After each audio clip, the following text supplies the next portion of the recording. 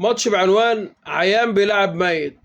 الاتحاد يكسب الاسماعيلي في ماتش الفرقتين خايفين يهاجموا فيه.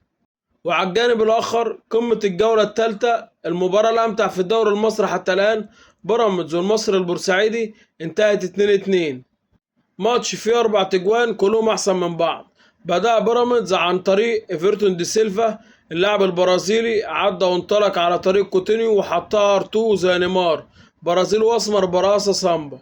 وقدر يتعادل المصري في بداية الشوط الثاني عن طريق المتألق عبد الرحيم دغمون. وبيراميدز يرجع يتقدم من تاني عن طريق المهاجم الأفضل في الدوري المصري فيستون مايلي. وبتيجي ضربة جزاء للمصري، ولكن يتألق فيها ببراعة الحارس أحمد شناوي ويتصدى ليها.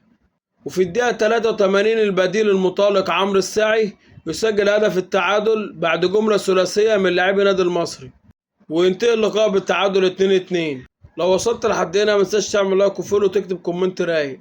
سلام.